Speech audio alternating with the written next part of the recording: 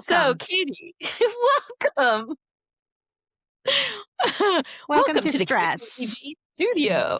Yes. Yes, welcome to stress. Today Welcome to stress we and the various things that bring it cause about. stress, but we're going to talk about some tools to alleviate stress. And I'm, as usual, going to go down some really weird rabbit hole route. And I'm going to refer to a couple Instagram posts that I saw out there regarding stress. We're going to go down an epigenetic route, talk about intergenerational trauma. We're going to talk about PTSD and somatic discharge and somatic experiencing. And there are two Instagram posts that make quite big claims about stress, but it's like deep rooted intergenerational trauma um, and somatic discharge, which there's no evidence for it. So I'm kind of calling them out in a way. But at the same time, there's little nuggets of little gold in the posts that I'm going to raise up so that we can learn a little bit about it. I got three pages of it. Yes. Okay. Did you have a comment? I do. I want to come in and support. Like, I know you talked about it being a rabbit hole, but the epigenetic stuff is something that I definitely was fascinated by in school. And it was probably the piece of information that was kind of like one of those, well, that makes sense. But learning about the studies that have shown the impact of Mm-hmm. people experiencing reactions, like stress reactions to things that they in their current physical bodies never experienced, but their grandparents did, was fascinating and also explained some things that, like when I was talking to clients or even just for myself, of reactions that are like, why would I react this way? Like, why would this be a reaction when I've never experienced something like that? Was that in your Uh, social work yeah, school? it was in social work school. Yeah. Oh, okay. Yeah, yeah, Okay. yeah. I mean, Interesting. in energy healing school, we talk about some elements of it, but it was fascinating to see it laid out in a more Western medical kind of way. Energy healing school actually has a whole component, at least the one that I went to, on the using Western terms, we might think of it as the mental emotional space that our ancestors leave for us. And so they talk about it on a shamanic level, on the connection level, Oh. of the groundwork that you leave for descendants and Uh-huh. that your ancestors have left for you. So it's definitely spoken about, but in different ways. And I think today we're focusing a little bit more on the studies sort of aspect of Yes. it. But Yes. but it also took me down that particular sort of like, this is fascinating. Mm. 'Cause, It is now interesting. Yeah. yeah, Okay. So there's two Instagram posts I'm sort of refuting or calling out, but I'll focus on the first one, which is the epigenetic one. That's our rabbit hole we're going down today, partly. So I think we've all probably, or most of us have seen this Instagram post. It refers to a fictional Oxford geneticist called Dr. Helen Rydell, and supposedly she's done this study looking at 2,000 DNA samples, blah, blah, blah. Supposedly looking at multi-generational anxiety and how chronic stress influences genes. And then it locks into your genes and then changes it so that your future progeny carries those genes. It goes on and refers to a process called methylation, which is that locking onto a gene and changing it. And then the process of demethylation, which is the sort of deletion of that change to the DNA. okay. So the idea I think behind this post was even though you could absorb intergenerational trauma into your genes, you can delete it through. Now, this is what was interesting. This whole thing is not true, by the way. Um, this Helen Rydell is not a real person, but you can erase this through vagus nerve stimulation. Now, I thought that was kind of interesting. So I went down another rabbit hole on vagus nerve stimulation, and I went to go find a study on epigenetic trauma stress because I thought, like you, the topic was kind of interesting. And I wanted to see it because it was in this fake Instagram account. I wanted to see if it was a real thing. There was like real evidence of it. So this led me to a 2018 article in World Psychiatry. It refers to, I think it's in the past, they've looked at intergenerational trauma, but it's hard to study because they've looked at it primarily from a behavioral or psychological effect. And you can't really conduct a study because you can't put someone through trauma and then see how it happens, it affects the family. So, I mean, they've done quite a bit of studies on Holocaust survivors and other genocide, and there were some intimations that there was trauma being passed, but they couldn't figure out if it was biological or behavioral psychological. So this 2018 article actually looked at the biological effects, and sample size was really small, so there's nothing actually conclusive. But the article did say that there was some good results coming out of the lab mice. So they need more studies because this was quite new at the time to look at the biological effect. But because it looked possibly that this was occurring in mice, lab mice or lab rats, further study was needed in people. So that said, I was interested in the vagus nerve stimulation. And when I was reading about it, I realized it's very similar to what we do in yoga. So breathing exercises. So I read a little bit about the vagus nerve because you hear about it a lot in stress release and all that kind of stuff. So it's this humongous nerve running from your brainstem through your torso, and it controls the parasympathetic system. So that is different from your sympathetic system, evidently. So your sympathetic system controls your fight or flight response, whereas your parasympathetic system controls your resting heart rate, respiration, and digestion. I did not really know this. And so you can affect your parasympathetic system by deep breathing, meditation, massage, and even the experience of awe. So that is what was interesting to me about this epigenetic. I mean, it's two separate kind of the vagus nerve stimulation and the epigenetic stress. But that article, that 2018 article, I'm sure there's more recent ones, but that's the one I was reading. Um, was really hopeful that there is a biological imprint from a traumatic experience. And then it was looking at maternal versus paternal and the different outcomes of that. But it seemed, I'll put the source in and someone can read it and smarter than me, but it seemed like it's hard to untangle the effects of it from behavioral or psychological. And that is the key, and that is the challenge, I think. So, Well, what it's do you that think? whole concept of the fact that all of our aspects are interconnected. So when we're trying to tease out, what is biological, what is mental, what is emotional, like they're interconnected because biology impacts the rest of it, just like the rest of it can impact biology.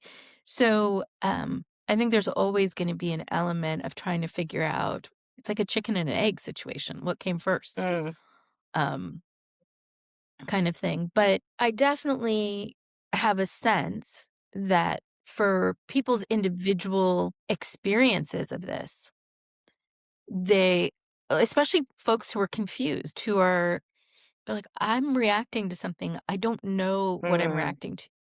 The the epigenetic explanation has actually been incredibly grounding even and soothing to know that, hey, it could be that I'm reacting to something that one of my forebears experienced. And so I have this reaction, even though I myself may not have been in that traumatic space.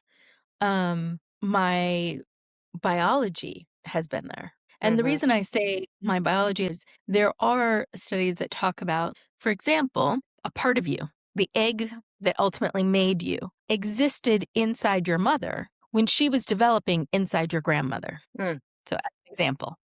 yep, So, let's say your grandmother experienced something that you've never heard about. You never heard about it. You never experienced it yourself. Your mom doesn't even know about it. She was pregnant with your mom. That can get imprinted even within your own code because it was present at the time that it occurred. So that's one example of this carrying through. And then you having a trigger and having a mental or emotional reaction to this. It might even be a physiological reaction. And it's like, wait a second, where did this come from? What? And your mom can't necessarily tell you. She doesn't know. mhm, And you're lucky enough to have a grandmother who could say, oh, wow, you know, maybe she's willing to share. Maybe she remembers it clear enough. Maybe she passed down the stories. But being able to know that that sort of imprint can have an impact on you later, um, I think just helps people when they're trying to figure things out. When there you're was a trying to, good there was a good point in this paper because at the end it was saying, there isn't a lot of studies at the moment, clinical outcomes from humans, but there is promising from animals. But the one of the concluding thoughts of this article was, so you could have someone, let's say me, and I carry, like, someone in my past had a trauma, and then that's imprinted on my DNA, and I'm carrying that gene. But what was interesting was you can't make the assumption, because the way I react to that can either be I'm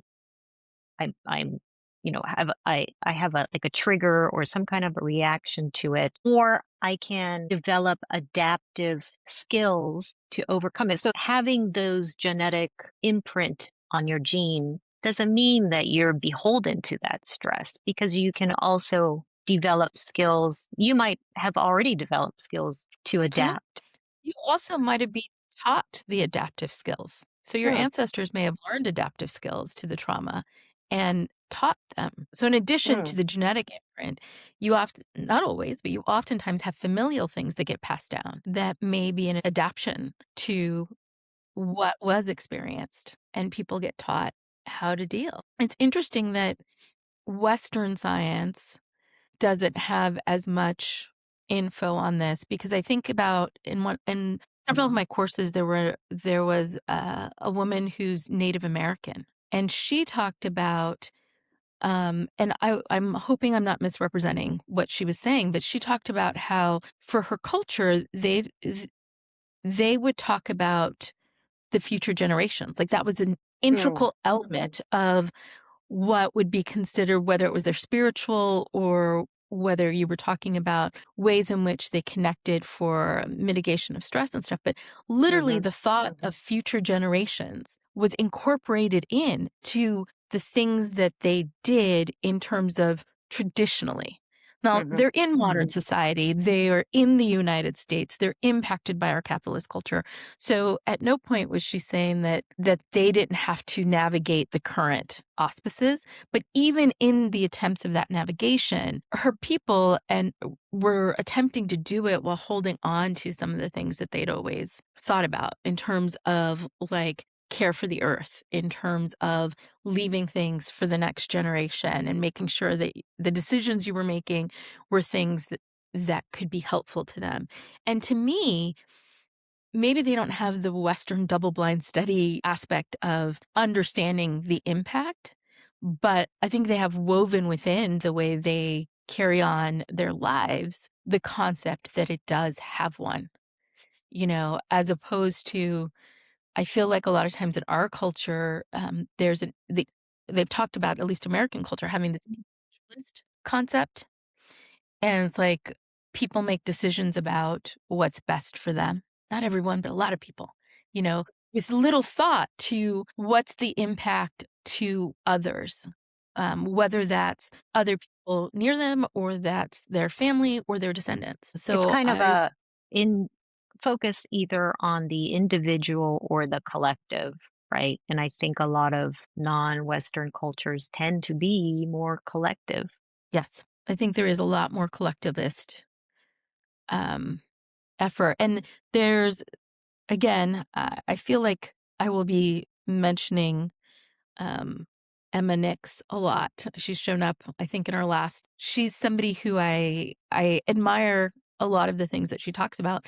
But one of the things that she talks about is the difference between matriarchies and patriarchies, at least as we understand them now. And that matriarchies are more analogous of a lot of the ways that we might think of as collectivist cultures, because it's a circle and it's how do we Hmm. uplift the whole? And patriarchies, at least the way that they have been developed so far, are triangles. And it's how do I become the pinnacle and have folks support me, which I thought was an interesting presentation of the information as Mm. well. Something else that you had talked about in terms of the having experienced trauma, just knowing the history of one's people can also be helpful. Like, I'm Puerto Rican. I know that there are members of my ancestors who experienced what I will call an attempted genocide by the Spanish. I know there are members of my ancestors who were part of the Middle Passage who came over. I also know there are members of my ancestors who brought people via the Middle Passage. At Hmm. least I can imagine there are, or who were enslavers, as much as I have members of my family who were the enslaved. And that's an interesting juxtaposition in epigenetic world, because I'm also wondering about I think it's very clear the trauma that comes from having been the people who had attempted genocide upon them or being the people who were enslaved. But not to excuse it, I also wonder about the trauma, because I would think there would be, but maybe I'm wrong. Maybe people who are just out to try and survive or whatever, they don't experience it as trauma. But the people who were inflicting the trauma, I'm wondering it's just a wonder what that does. Just because I contain both, and Mm. I don't know, I don't have any way of knowing, because there isn't a complete paper trail. Who was what like I could tell you what the DNA stuff says about like what percent European or Northern. And the thing is, it's not even European, because coming from the Iberic Peninsula, you have so many North Africans mixed in with that. And there's a huge Canary Island component in there. So there's the Berbers. I'm like, it's a mismatch. So I don't know. I don't know what group. And even if you think about those people from the Canary Islands, they were conquered first, and then their lands were taken, so they went over to the New World.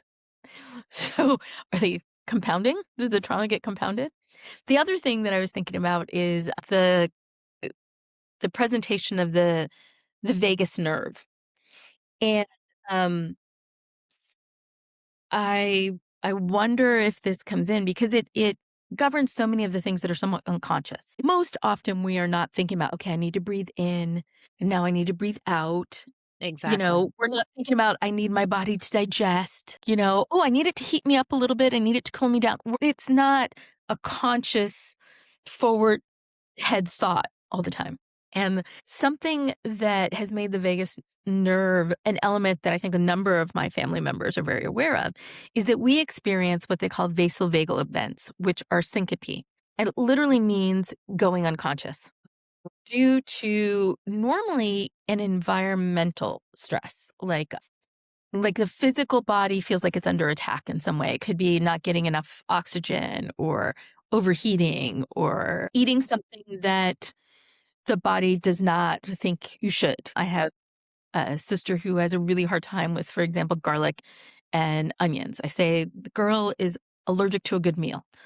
But if she ends up with too much of that in her system, she doesn't always pass out, but she will have sort of a reaction. And Hmm. sometimes she will have one that includes that. My mom has situations where she can't catch her breath kind of thing, and she will have syncope episodes, but that's the vagus nerve, and the thing about it is it's the body is like, "I'm under stress. I need to get horizontal." When you're younger, a lot of times you can get horizontal fairly easily, or at least sit down on the ground, lay down, and you can get there. Not all, some older people have a harder time. And so you end up like I have two uncles who had experiences and my mom that I'm aware of with experiences of actually experiencing physical trauma Mm. to the system shutting down and being like, okay, we need to get horizontal now. And they end up falling. On the question of the physiology, like what are the impacts physiologically? That would be a curiosity for me of like, okay, what would make the body go, we need to be horizontal now. I'm going to make you pass out. Yeah. Right? Like I'm going to make you like it's not something they can control. This isn't something they can think about, oh Yeah. no, don't let this happen to me, so Have they it's just looked into, because it's the vagus nerve maintaining that, right? So I did not know any of uh, this before I read this particular article. It's a 2024 article out of Clinical Autonomic Research, but it's all about the vagus nerve stimulation, and it's interesting. I didn't realize they had techniques to stimulate the vagus nerve invasive.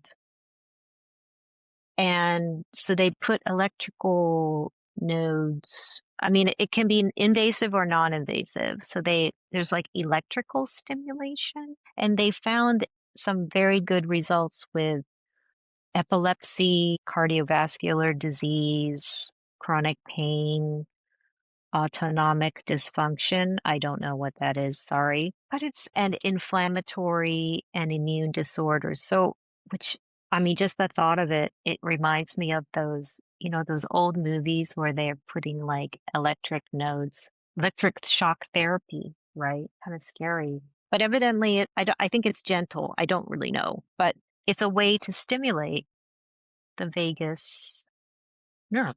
I had no idea. so I cannot say that I'm completely aware of that stuff. I know that there's a lot of different things out there. And I will say that modern therapies are normally not quite like the old movies, um, of, Yes. you Thank goodness. and I think a lot of it has to do with adjusting the rate at which there might be a shock as opposed to like, power it up, let's go. Yeah. The one of the things that I sent you is in speaking about epigenetics and also addressing ways to be able to mitigate or help yourself beyond whether it's the trauma in this life or the trauma that was triggered from previous lives is a book by Dr. Bouquet. She's a PhD. She talks about like the latest research in epigenetics. She got her doctorate at Columbia, which was one of the reasons I got to hear about her. But she has a really Mm, beautiful way, in my mind, of interweaving the studies that are being done mhm, with the mental, emotional, and even spiritual components that can help. And I just thought that that'd be a nice thing for anybody who's like listening to this to be able to have a resource mm, that yeah, that like one of the things she talks about is the tea that she learned, I believe, from her grandmother. She's originally from the Dominican Republic. And so it's like a tea that can help with like being able to calm and relax kind of things. So um I think something that is good that's coming out of some of this study is I'm at least appreciating a lot more of the acceptance and the interweaving of traditional or older ways of thinking about some of this stuff. And it's mhm, almost like it's getting proven through the modern studies. Like mm, each time it's out, sometimes it's like reinforcing things that mystics or healers were talking about millennia or more ago. mm. So, So yeah. here's a kind of a wacky tangent. Okay. You might appreciate it. While you were speaking, I was thinking about this because I know you've done a bit of work with regression, Past life past regressions? life Yeah. regression. And I wonder how it might fit into this epigenetic. I mean, I know we're speaking about more biology, but it is a system. I I've wonder. always thought that the DNA connection, well, let me preface this. One of the things is whenever I've worked with people, I'm like, look, even if your mind is making up this story that you feel and you see, why this story? What Mm, is it that you're meant to get out of it? Because at least my use of past life regressions has normally been a way to help people navigate something that's been going on for them in this lifetime.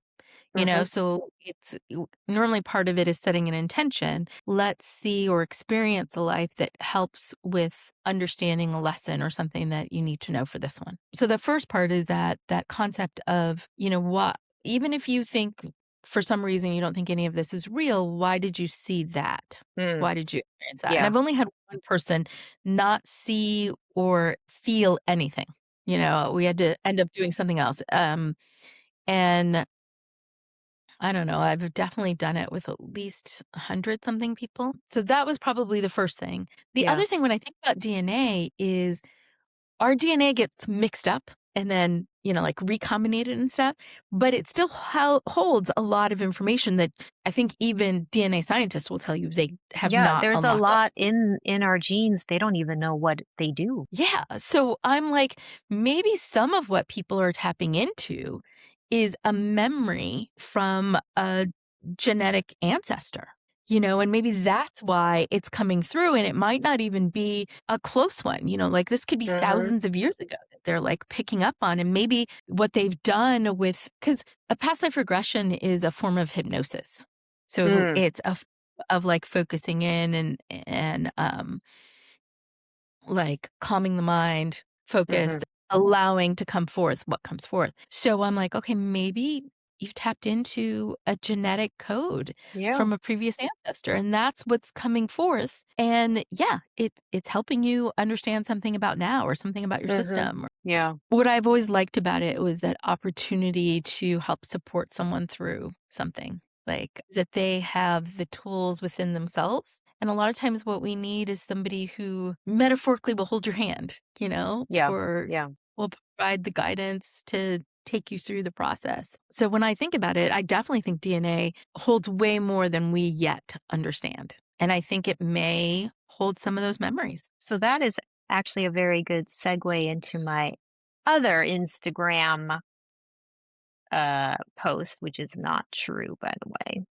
Okay. So there was some of you may have seen this thing. It's a 2021 University of Hong Kong study, and they used an MRI to track chronic emotions. And so this is not true. I was However, trying if to you think have this how would study, let me you know. track how would you track So chronic emotions? So it claims to have tracked inflammation in the liver for anger, fibrosis in the lungs for chronic sadness. I don't know. Anyway, this actually is not a real study, but it had a couple interesting little nuggets. So one nugget, it's just a side interest, refers to a document. It's the first medical text in China called the Huangdi Neijing. I did not say that correctly, I know. So, and this document has two parts. And actually, if you're interested, you can go on to the Library of Congress like I did and take a look at it. There's the Su Wen, which is the basic questions. It's evidently in a question answer format. And then there's another part to it called the Ling Shu, the numinous spindle. Now, there was some research into it, and they suggested actually it's probably from the first century before Common Era. Fine. Anyway, it's old. That's the point. So this is still referred today, this text. It outlines Chinese medicine, understanding of illness, medicines, diagnoses, treatment, et cetera. So that was kind of an interesting because I'm like a history person. Anyway, that's not the point. The point is this crazy 2021 University of Hong Kong study. it's focusing on this traditional Chinese medicine view that your organs hold emotions, right? So anger in the liver, sadness in your lungs, and the way that you get rid or discharge these negative emotions from your organs is through somatic discharge. So off I went to research somatic discharge. And I found an article, one of many, evidently, on somatic experiencing. It was developed by Dr. Peter Levine. He's been applying it to PTSD people because the idea is that, so there have, I guess, traditionally been two approaches to managing PTSD, the cognitive behavioral therapy, CBT, and exposure therapy. So neither have been evidently working very well because first of all, CBT is not super effective. People who have PTSD have damaged cognitive functioning on some level. So therefore the Well, cognitive behavior therapy I just isn't going to work. Yeah, I just want to give a slightly different description of that. It's that I'm when sure you yours is experience, better. well, no, it's just that when you experience trauma, your brain stores that in a different location. So it's not always accessible cognitively. And that's why a lot of times they do the exposure therapy because then it brings forth the trauma. Mm-mm-mm. But when you're trying to talk about something you literally can't call up, Mm-hmm. it's very difficult. Oh, because So it's hard to access because it's in a different because you part of your it's brain. in a different part of your brain that your brain does that to protect you, and so Mm, you can't access the information. So, it's reinforcing what you're saying, I just wanna I describe think it that slightly. makes a lot more sense. And then the exposure therapy, I guess, is not really working very well because people don't come back for it because it's quite traumatic, Like, let's say. re-traumatizing. Correct. So this fellow, this doctor, Peter Levine, he came up with this method, and it's interesting because it kind of relates to what you were saying about bringing in traditional medicine, but it is kind of, I think, because it has like 5 points within its method. So it has cognition and behavior, which is more traditional, but then it adds in sensation, images, and affect. So what it's doing is it's basically grounding exercises and breathing exercises, and it's bringing the body into it. Mhm. And I thought that was really interesting. So some common practical exercises that they do is breath work. That's my inhale, exhale, and being mindful of each what you're doing, evoking images and memories, which is not unlike what you were just saying about regression, past life regression. Gentle movement, so kind of stretching, turning the head, self-touch and containment. This was placing your hands on like your chest or your shoulders. Kind of, I guess that's like a grounding, reminding yourself that you're there. And boundary and impulse work. So practicing and saying no. Um, and it's evidently, I mean, it's been pretty effective. So, and I just thought of it because when you were saying, I mean, it's a system, isn't it? Really. And I'm surprised no one thought about bringing the body into it, to be honest. But a lot of this is also yoga. Shout out to yoga, the breathing, the body. But I like how they're bringing in that sensation aspect. Um, have you heard of it? Somatic. It's called experiencing. So there's a lot I don't know whether I've heard of experiencing directly, but various forms of somatic healing are definitely something that I would say is studied and looked at in social work and therapeutic spaces because they are tools that, as a therapist, you're able to help somebody in the moment, but you're also able to guide them through something they can take with them. So, Yes. like, one of the common ones is, and this one's a little bit more using like the senses, but and I'm not going to remember it exactly. I normally have to go look it up, but it's like name 5 things you can see, name 4 things you can touch. I think it's actually 7, but 4 things you can touch, name 3 things you can taste, name two things you can smell, Mhm. and Mhm. it's getting your body and your senses connected with your mind as a way to be able to focus. And a lot of times when you're able to focus, you're able to come out of the heightened stress response. So that's like one example. When you were talking about like touch, I mean, there's literally things about hugging yourself, which has an Mhm. impact. But there's also the aspect of putting like your hand on your heart and feeling your own heartbeat. We do that Again, in yoga. yeah, you're giving yourself something to focus on, so your mind's something to do, but you're coming back in to your body. And this might be more of an energetic component, but as an energy person, a lot of times when folks get stressed, they literally take their energy kind of up and out. Mm. So, where the psychiatrists might talk about the fact that the brain has protected the memory by putting it in a different place within the mind. The energy healer will talk about how the person oftentimes was not physically, energetically within their body as their body was experiencing the stress because it's a protective mechanism.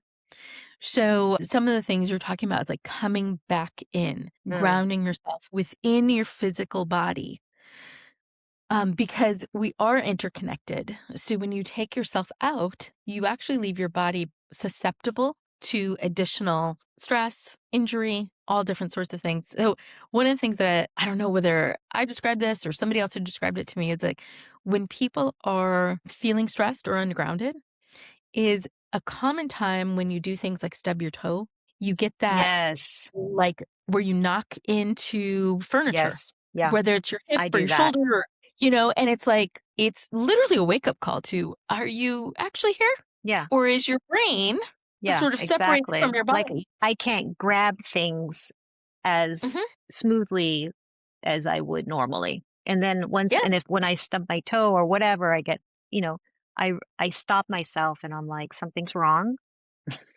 I'm not operating. My mobility is a little bit whacked out. Now, age 54, now stop and I just take a breath. And I Mhm. try to just be like, okay, something's happening. I'm stressed. It's okay to be stressed. Let's just try to calm down now. But now I read the signals finally. And, well, if you think about it, I don't know that those are signals that we were ever taught to look for. Mm, Do you know what I mean? yeah, Like, even if that's our right. elders knew them, I'm thinking about the fact that have I ever mentioned to my nephews, "Hey, if you're stubbing your toe, are you taking a moment to figure out what else is going on that you're not paying attention to where your body is in relation to the furniture around you?" A new one for me, which I never experienced that I can recall when I was younger, is dropping things. You know how you were saying grabbing things? Mm, For me, yeah. it's more like I might have had it in my hand, but then suddenly Hmm. it's not. Like, I'm like, "But w I had it. W Why is it suddenly dropping?" That's a newer one for me. Yeah. Because I think like a lot of people, I've stubbed my toe, I've hit my shoulder, but those were much more rare for me. Like, Mm. I have a sibling who she's known for stubbing her toe. So I'm not that's not my particular tell kind of thing. So the dropping one is a newer one. I've definitely done the like I bump into the side of the door. I think my yeah, spatial analysis goes awry. because you're not I mean, as an elderly person, I would say you're not physically within your body. Mhm. So your energy is kind of here and it's like, Yeah. "Okay, this is where we're at." Yeah. No. It's like I missed the whole space where the door space, and I'm just, like, veering off into the side, and I'm like, Yeah. "Ow." For me, the one that has been most throughout my life is some sort of injury to my hand. They're normally minor, like it's a paper cut. Oh, It's yes. like you're cutting something and you cut your finger, or like it's a hangnail that you decided to pull instead of like, it's Mhm. minor things. But for me, that's normally, and it could just be because it's a sensitive area for me, but that is a wake up call for me is Mm. like when stuff is happening to my hands, I'm like, "Oh, what is going on? What's happening that my poor little digits are not happy?" Like you get a burn. It's like, "I know that's Yeah. hot. How did I suddenly burn it?" Yeah. You know, like so and to the point of doing the things that ground us, that calm the vagus nerve and the parasympathetic nervous system. Those things are some of the most direct ways of being able to bring ourselves out of high stress reactions. It doesn't necessarily make the triggers of the stress suddenly disappear or go away, Yeah. but it can get us to the point where we're like, maybe I can have a thought, am I going to care about this in like 5 years, let alone 5 weeks? Like, is it truly that dire? Or is it just, it's hitting some sort of existential being aspect for me?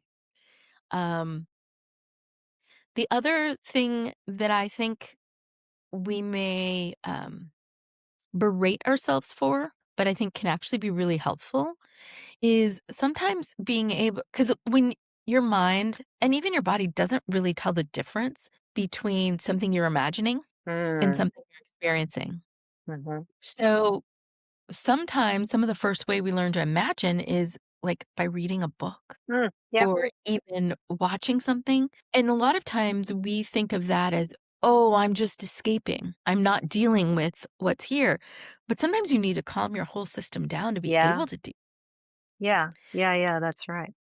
So if you can imagine something else that does bring you calm, Mhm. uh, it can be incredibly soothing. It can be a tool that you use. Because being in that space where you're grounded, where you're calm, where you're able to think clearly, because that's the other thing about trauma and stress is it can make the clear thought process difficult because there's this focus on like when you get into those stressful moments, people talk about fight, flight, fawn and stuff, but all of these are reactions to how do I stay alive? And so when you're in that high stress, there's an aspect of your system going, we're in danger Yes, even if what the that's right. stress is something that is not imperiling your physical life. So And if you that can article get I was reading about fight, flight, and freeze. So people in chronic stress evidently are in this constant freeze zone because their cortisol is I guess I had to read about cortisol because I hear about it, but I didn't really understand it. So I guess your body releases cortisol when you are threatened or you perceive threat. So it gets your heart rate up and you're ready for action, whatever it is. Um, and then when the threat is gone, the cortisol is supposed to lower in your body and your heart rate's normal, blah, blah, blah. But this article said that when they're in chronic stress, the cortisol is constantly high up and it completely dysregulates your system. Um, and that's the dysregulate your struggle. entire metabolic system. Mm, So your yeah. ability to digest food, to use insulin, like all of those things can be Mm-hmm. impacted by It's it. amazing. I'm just going to add another element to the fight, flight, and freeze, which is analogous to freeze, but it's called fawn. Which I've Freeze never can, heard of that. yeah, Mm, it is normally described as like we might think of it as placating or doing the what you need to do in order to sort of try and mitigate a threat to yourself. mm-hmm. Um, so you're normally not like freeze can be dangerous too. Yeah. So sometimes that place in between flight and freeze is this fawn of like, oh, if I can do this one thing or say this one thing or show this, then we can bring the temperature down. And it's the fourth one that's kind of been started to be added. It's 4 Fs instead of 3 Fs um, Hmm. in the Interesting. system. Hmm. But I would say that fawn is one of those that can seem as if you're functioning. And it's probably one of those where the cortisol levels stay the highest because it's not, like if you freeze and then you start moving, it's clear signal to the body that it's done. If you've run away, flight, and you stop flying, like running, clear signal. Fight, if you're fighting and you stop fighting, clear signal. But fawn doesn't have as clear a signal that, hey, we're Mm. done. And so Hmm. cortisol levels are often found higher in that system. Is it mostly women that do that? Interestingly, I don't know the answer to that. I would think so. At least in our society, I Yeah, would I think would there, think but so there are too. men I could see doing fawn, especially in Sure. certain Yeah. environments, Yeah. but I would say it is more analogous to the way we see women responding. Yeah. Yeah. And the whole disruption of the metabolic system is Mm. definitely something that I think doctors are seeing. They're seeing it across the board, but they definitely, I don't know if they're recognizing it, but they're seeing it in women, Mm. especially, I would say, in perimenopausal women. So, yeah, so I know that we are reaching our time. I mentioned the 5, 4, 3, 2, 1 grounding. I will go into it. It's name 5 things you can see, 4 things you can touch, 3 things you can hear, 2 that you can smell, and 1 you can taste. Mm. Again, this redirects attention from threat focused thinking into immediate sensory experience. And this is why, to Katie's point earlier, it's bringing the body back online. When you focus on the sensory elements, we experience sensory through, as much as we do through our mind, we experience it through our body. So it Yes. brings that into the system. Place a hand over your chest, feel the warmth and pressure.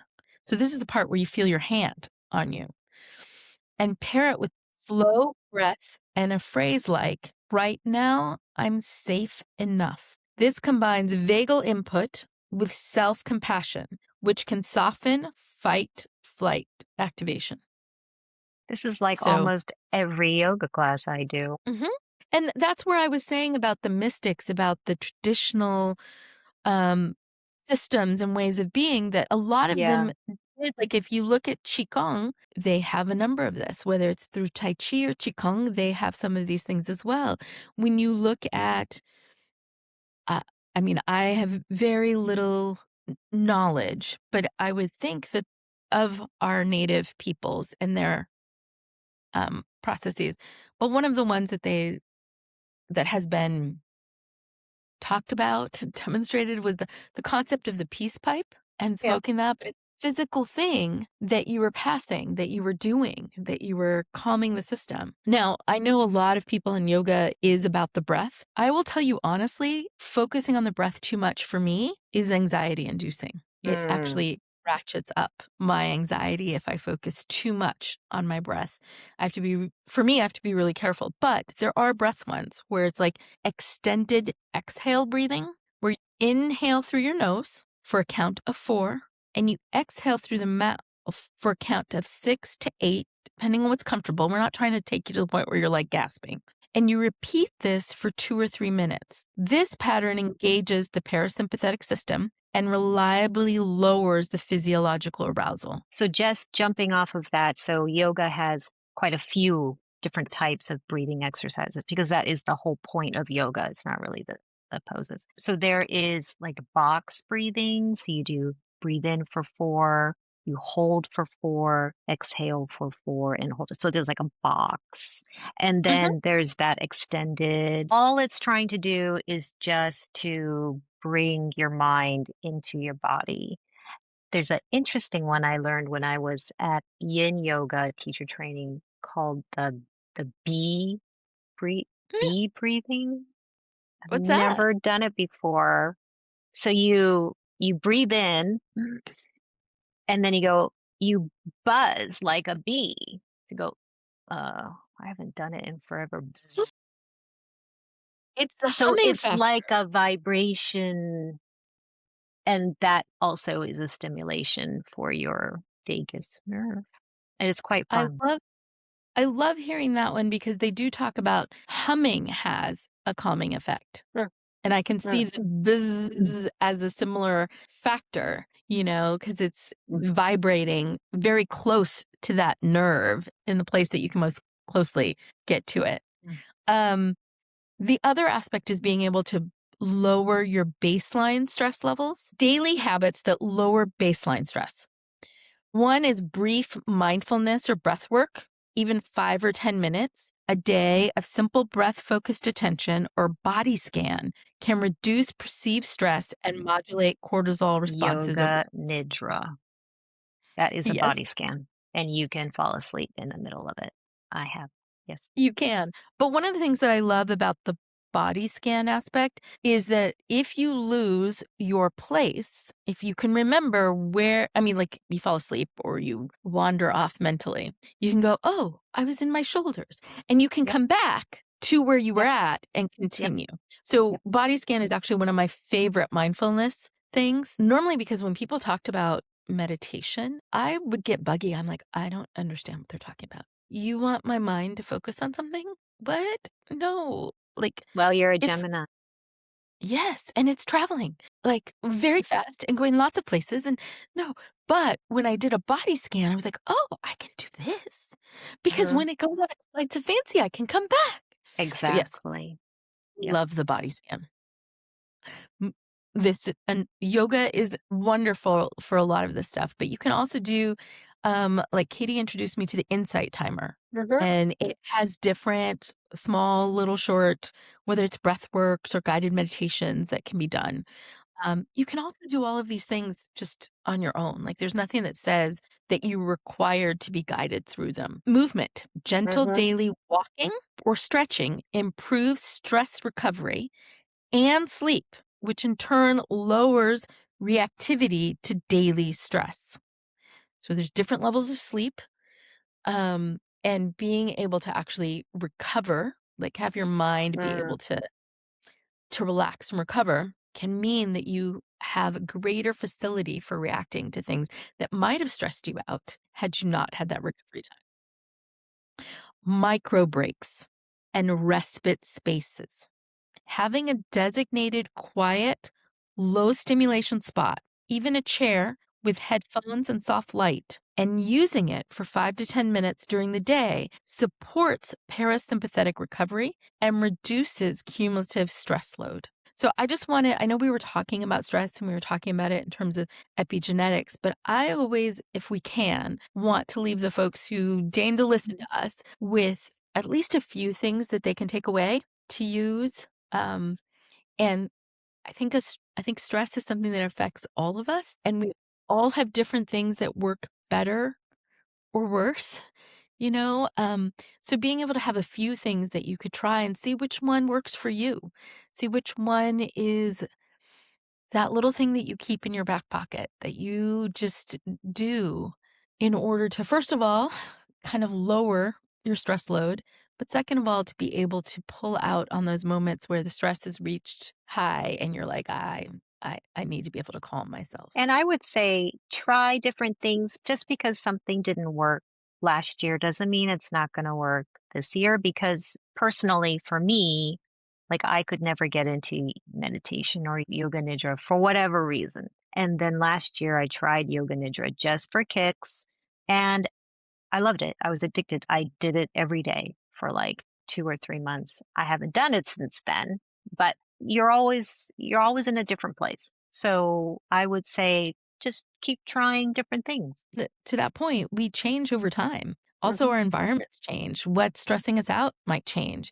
So, what calms us could very easily change. So, to Katie's point, just because you tried it once and it absolutely didn't work for you doesn't mean it doesn't bear visiting again to see if maybe now it is the very thing that you need.